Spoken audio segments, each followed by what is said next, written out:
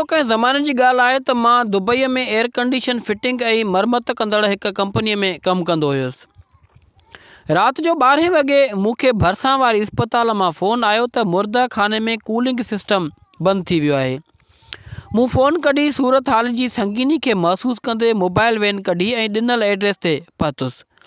उते वञी चेक करण बैदि मालूम थियो त फ्यूज़ फाटल हुयो। फौरी तौर ते फ्यूज़ मटायो वियो ऐं मशीनूं वरी कूलिंग करणु लॻियूं, पर उते जे सुपरवाइज़र चयो त सिस्टम गुज़िरियल 3 कलाकनि खां बंदि आहे। तंहिं करे तव्हां बार बार सभई कूलिंग रूम खोलियो ऐं चेक करियो त उन्हनि खे साॻी कूलिंग मिली रही आहे या न। हाणे हू इहो चवण खां पोइ हलियो वियो ऐं राति जो उन वक़्तु लाशनि सां भरियल कोल्ड स्टोरेज चेक कयुमि त मां ॾाढो डिॼी वियो हुयुसि।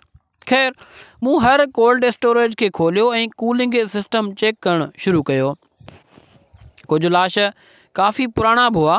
स्टोर मूं जॾहिं 15 दॿे खे खोलियो त उन में हिकु ॾाढ़ीअ वारे पोढ़े जो ताज़ो लाश पियल हुयो। संदसि चहिरो ईअं चमकी रहियो हुयो ॼणु हाणे सुम्ही रहियो हुजे ऐं उथी बीहंदो हुजे। ख़बर नाहे छो कंहिं अणॾिठल कुवत मूंखे मुंहिंजे अंदर में उन जे चहिरे ते ग़ौर करण ते मजबूर कयो। लाश जे बिल्कुलु वेझो पहुतुसि, पोइ ओचितो उहो थी वियो जंहिंजी मूंखे तवक़ा बि न हुई।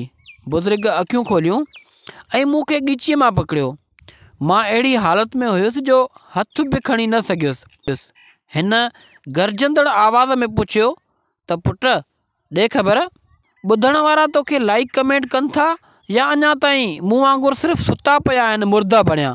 दोस्तो, तवजह सां ॿुधण जी महिरबानी। गुज़ारिश कंदासीं त लाइक कमेंट ज़रूरु कंदा।